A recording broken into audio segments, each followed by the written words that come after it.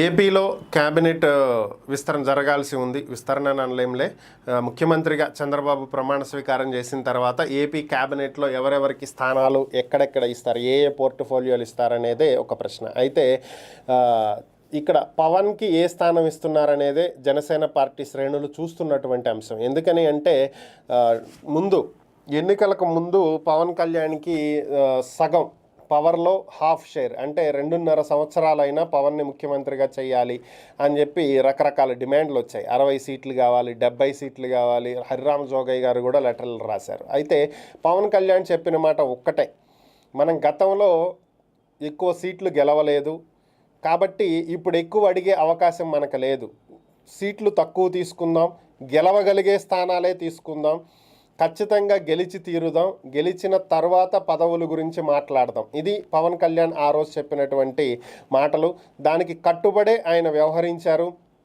21 ఎమ్మెల్యేలు 2 ఎంపీ సీట్లలో పోటీ చేసి అన్నింటిలోనూ గెలిచి ఓవరాల్గా 100% రిజల్ట్ని చూపించినటువంటి వ్యక్తి పవన్ కళ్యాణ్. సో అయితే ఇప్పుడు పవన్ కళ్యాణ్ ఏది ఆశించాడో అది జన సైనికులు ఆయనకు అందించారు. ఇప్పుడు వాళ్ళేమి ఆశించారో దాన్ని అందించాల్సినటువంటి బాధ్యత పవన్ కళ్యాణ్ మీద ఉంది. అంటే ఈరోజు ఇప్పుడు ఆయన ఏ పదవి తీసుకుంటారు, టీడీపీతో దేని గురించి ఇప్పుడు బేరసారాలు ఆడతారు, ఇదే ఇప్పుడు కీలకంగా మారినటువంటి అంశం. దీనికి సంబంధించే చర్చ నడుస్తుంది. ముఖ్యమంత్రి పదవిలో షేర్ ఇవ్వలేకపోయినప్పటికీ కూడా కనీసం హోంమంత్రి పదవి ఇచ్చినట్లయితే పవర్ షేర్ ఇచ్చినట్లే, సగానికి సగం పదవి ఇచ్చినట్లే, కాబట్టి సాటిస్ఫై అవుతారు జన సైనికులు అనేటువంటి వార్తలు వినిపిస్తున్నాయి. మరి హోంమంత్రి పదవి పవన్ కళ్యాణ్కి ఇవ్వటానికి సిద్ధంగా ఉన్నారా అనేటువంటి వార్తలు కూడా వినిపిస్తున్నాయి. కానీ పవన్ కళ్యాణ్ నిజంగా ఈ టీడీపీ తోటి పొత్తు పెట్టుకోవటం, దానికి తగ్గట్టుగా వర్క్ చేయటం చేసినటువంటి కారణంగానే ఈరోజు కూటమి అధికారంలోకి వచ్చింది.